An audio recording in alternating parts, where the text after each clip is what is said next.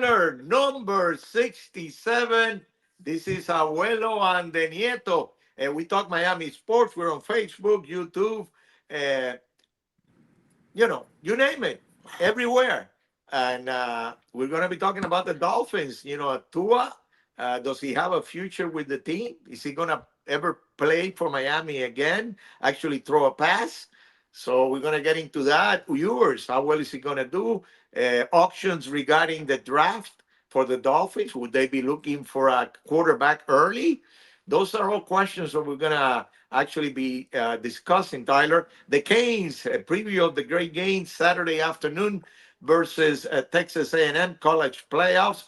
We'll talk a little about that fight or supposedly fight between Jake Paul and Anthony Joshua, getting to the Panthers. Also, they're doing better, but this is number 67, right? Yes, back to the fan education here because I don't know who this guy is, but I'm happy to find out a little bit about him. Tell me who is the number Uh, 67 will be honoring. And we forgot something very important. This is presented by Balado Tires, two locations here in Miami to serve you better. And number 67, Tyler, is Bob Kuechenberg of the 1970s, two-time Super Bowl winner, six-time Pro Bowler, and he played in that great offensive line with Greasy as the quarterback, Howard Twilly, and also Mandich, of course, Paul Warfield, and they had, Larry Little and Kuchenberg as the guards and Langer as the center. So a little bit of history regarding the Dolphins. Tua playing against Tyler for the Dolphins. Do you think that's going to happen? That is a situation that is getting complicated. Were you a little surprised with the move that McDaniels did?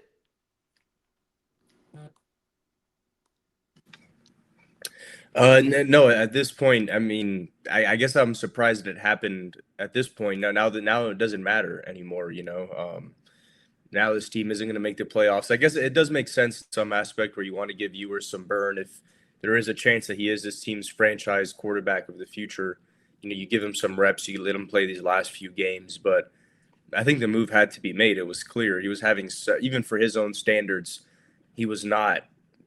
He just wasn't getting it done. He was getting below 200 yards. He was having 120-yard games, 150-yard games, and you can't just rely on your running game and dumping it off to the running back. So I'd be surprised if he plays another game with this team. I mean, you do have to give him some slack in the sense that his best connection was with Tyreek Hill, and Tyreek Hill's not there right now.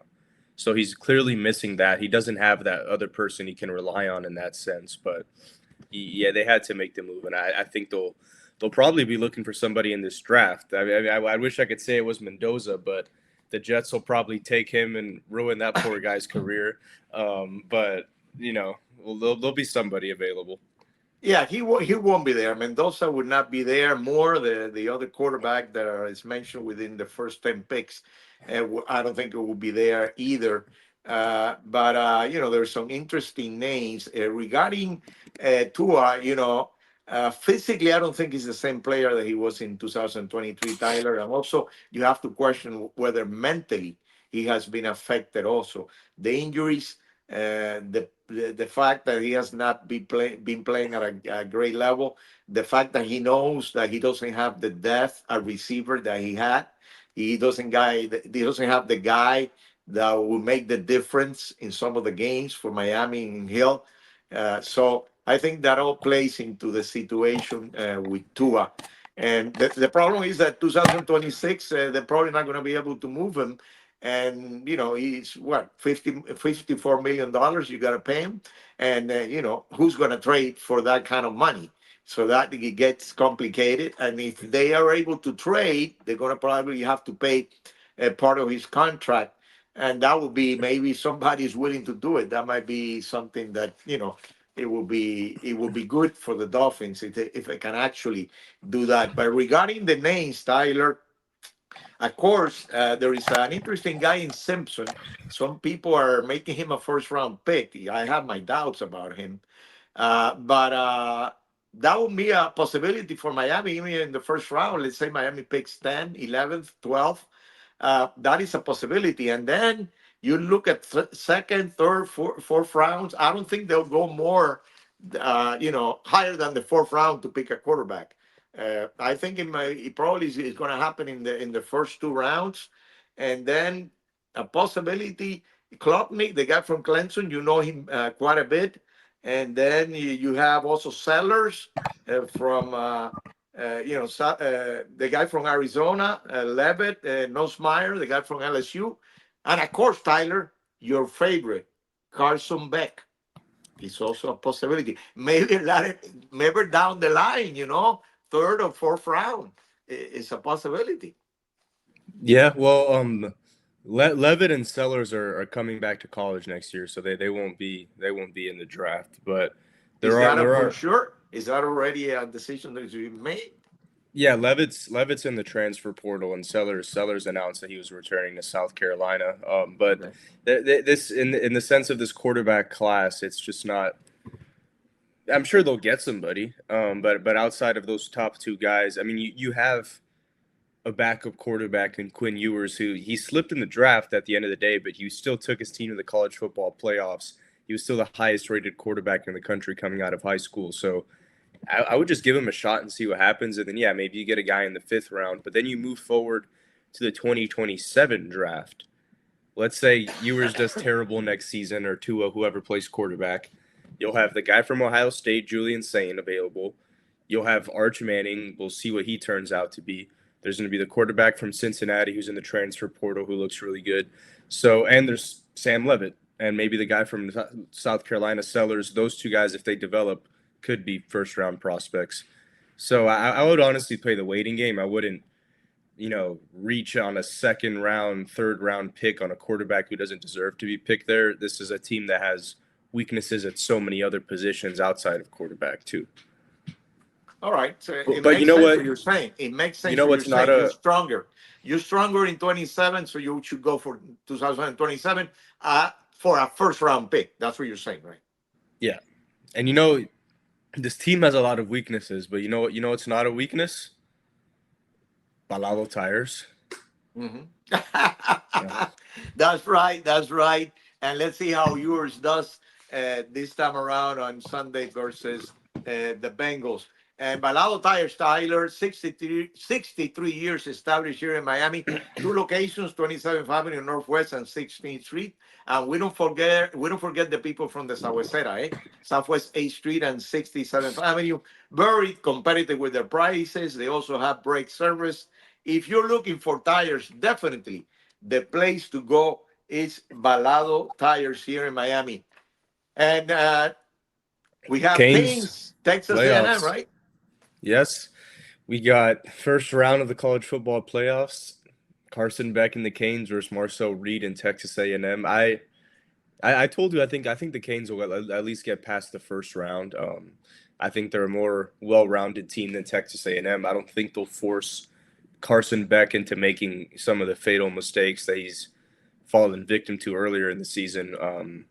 I don't know how you feel about it. I think if this team faces a real challenge, it'll probably be in the second round or even in the national championship game. Yes.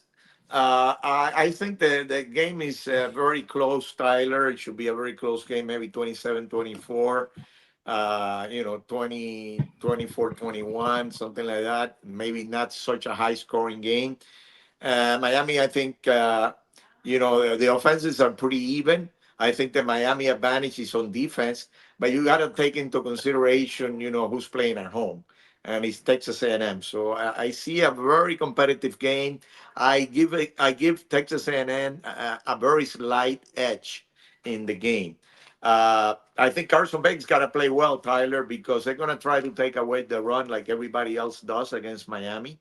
They have a great offensive line, so hopefully they can run the ball better than they have done with some of the top teams that they have played. If they can run the ball for 120, 130 yards, that might be enough to actually score enough points to win this game. Also, I think they need more production out of the receiver position, Miami, because they are depending in the last few games too much on Tony, and they actually done it throughout the season. So Daniels, he's back now healthy. I think he's a very important player in that game. Also, the tight ends should be able to also produce more for Miami in this game because they're going to try to take away Tony, even though nobody's been successful up to now taking away Tony. And you probably know a little bit about why that is happening. I think that the fact that they move him around all the way, they look for the matchups. That's what's been happening with him.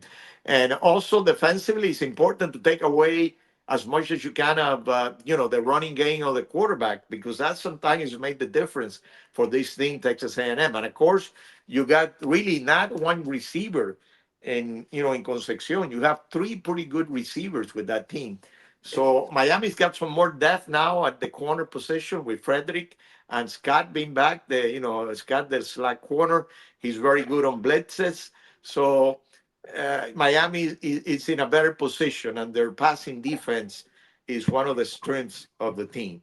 So it's going to be a very interesting game. I think the weekend games is the most appealing game to actually watch. UM versus Texas A&M. And you want to talk Heat, Tyler? Well, I don't know. This is the team that I see you get the most angry about, the most passionate about, I would say. And they're not playing well, especially over the past 6 games. Obviously, they got off to a great start to the season, playing, almost adopting a whole new style of basketball. But lately, things have not been looking so good. Coincidentally, matches with when Tyler Hero returned. But I wouldn't, say he's really But he the hasn't issue played. here. He hasn't played that much. He's been No. hurt after he came back, Hmm. so he hasn't played that much after he came back. Just clarify that. Okay, yeah, but that was what I was in the middle of saying. Okay. Uh, Okay. but regardless, I was wondering, as somebody who watches that team every day on a nightly basis, what you think is kind of slowed them down recently. Well, Tyler, they have been below 30% on the 3 points, and that, in the NBA, that is key. If you're below 30%, and some of the games they've been around 20, so it's very tough. And at the same time, and we talked about this last week, the defenses have made adjustments. Sometimes they pick them up in the middle of the court. They've been a lot more aggressive with them, and they are not able to move the ball as quickly as they were doing in the first 8 or 10 games, and that has been a factor. Also, the defenses have been very tough on them as far as 3 points is concerned. So that's why the production of the 3 points has gone down.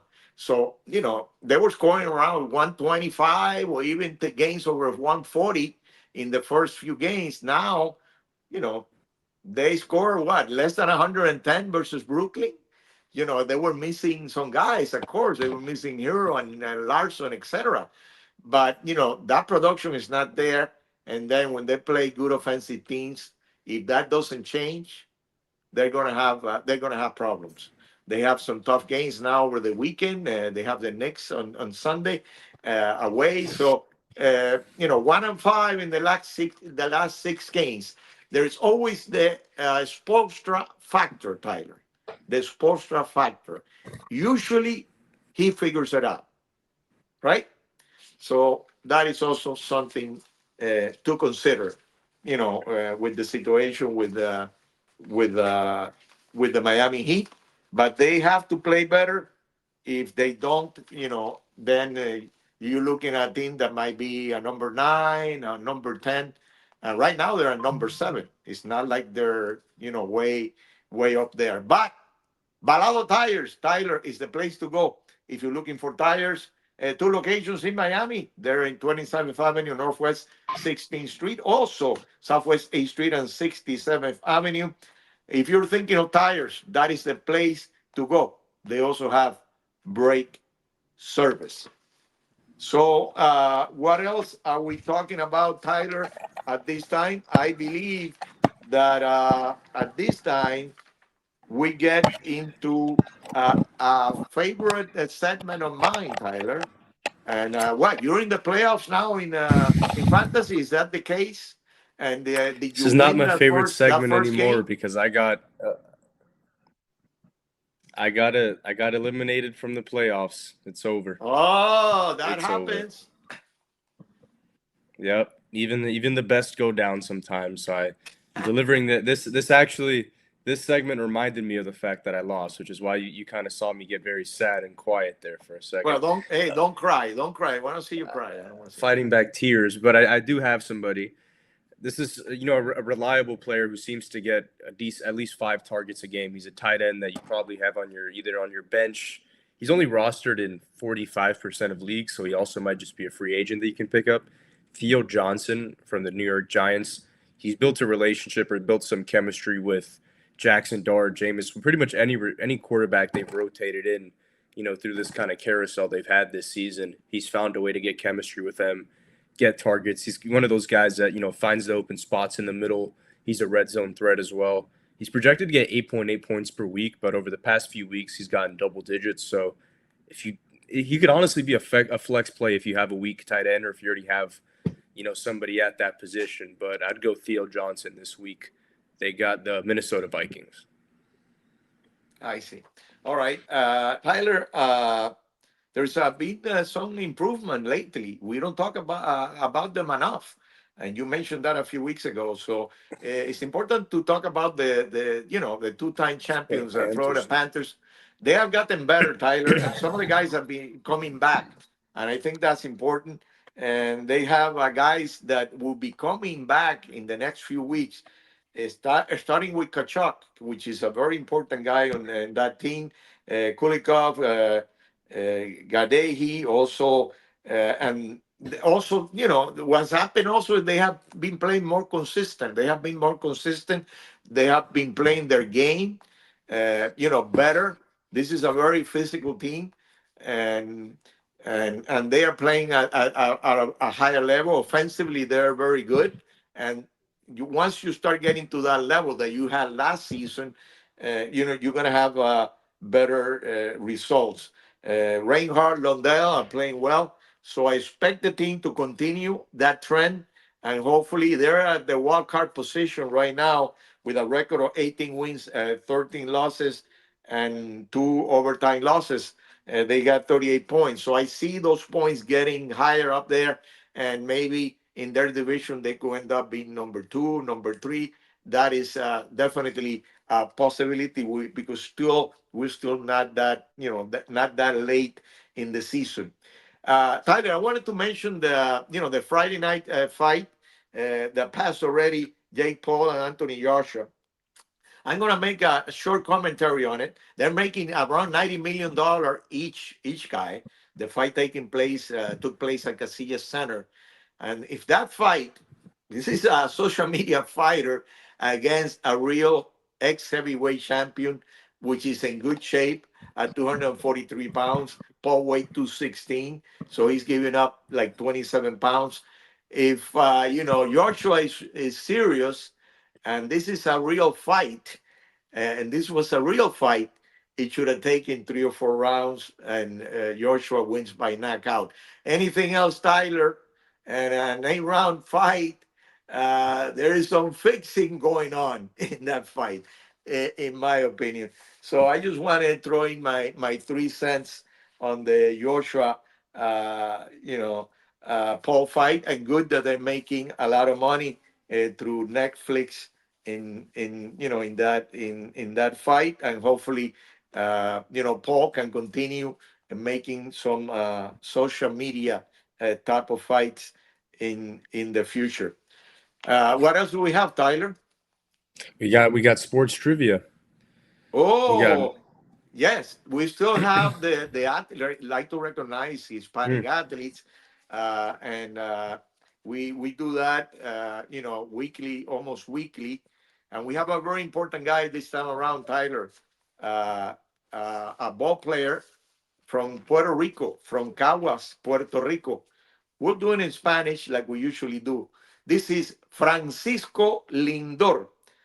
Sí, Francisco Lindor de Caguas, Puerto Rico, uno de los mejores torpederos de Grandes Ligas, excelente temporada del 2025 con los Mets, 267 de promedio, 31 jonrones, 86 impulsadas y 31 bases robadas con los Mets esta pasada campaña. En su carrera por medio de 273, 279 jonrones y 216 bases robadas, 856 impulsadas, considerado un jugador con las 5 herramientas, o sea, todo lo hace bien, siempre con una sonrisa en los labios, por eso le llaman Mr. Smile. Comenzó su carrera con los Indios en el 2015 y fue canjeado a los Mets en el 2021, 5 veces miembro de equipos todos estrellas, 2 guantes de oro y 4 Silver Slugger Awards, uno de los grandes torpederos del béisbol. Óigame, el señor Francisco Lindor. And before we forget, we got Balado Tires, Tyler, 2 locations in Miami to serve you better. Northwest 27th Avenue and 16th Street, Northwest 67th Avenue and also A Street. They also have brake service. So if you're looking for tires, not bicycle tires, Tyler, it is Balado Tires. And you said that we have Miami sports trivia. there we go. So what is it that you have for me to make me look like a fool, like you always do? This one you should be able to get. You at least probably announced this record and literally announced this record when it happened, so you should get it right. Who All is right. the all-time career leader? And don't go with the easy answer here. There's going to be an easy name that pops in your head. Throw it away. Mm-hmm. All-time leader career tackles Miami Hurricanes history. Oh my God! Yes, I know. He played for the Panthers, the Carolina Panthers. Uh, yes, Morgan, Yes. Mr. Okay. Morgan, Dan Yeah. Morgan. There you Yes, go. you see, I get one right once in a while, Tyler. That's right. Yeah, So, Dan. all right. So you should get this one, Tyler. Oh, by the way, we have a question for our viewers or listeners. You answer through, Facebook, YouTube, and of course TikTok. And hopefully we'll have the answer next week. And so our viewers are participating, and we'll do that in a few seconds. Tyler, who has scored the most points in a game in the history of the Miami Heat? This is a very, very well known player in the history of the NBA, Tyler. Was it didn't LeBron score like 62 on the Bobcats? That's right. You missed it Yeah. by one digit, 61. Tyler. Oh. 61 versus Charlotte. That was in March of 2014. And number 2, Tyler, Mr. Glenn Arroz, Mr. Glenn Rice, 56. And then you have Butler in a playoff game, 56. And of course, the great one, Dwayne Wade, also with 55. And this is a question for our viewers and listeners. Who is the only Marlin player to lead the team in RBIs and runs scored in a season? All right. That is the question. So go ahead and answer it. Tyler, another great Abuelo and the Nieto, number 67. And, we'll see you next week. I always say, oh, by the way, happy Nochebuena and Merry Yes. Christmas. Yes. And Very congrats to important. Fernando Mendoza. We haven't been able to say that Yeah, yet. no, we mentioned him last week. He We hadn't we won yet. mentioned that we were sure that he was winning the Heisman. So definitely, congrats to Mendoza and all the family and the Columbus family. Tyler also, yes, you're part of that, the Columbus family. So number 67, arrivederci, hasta luego.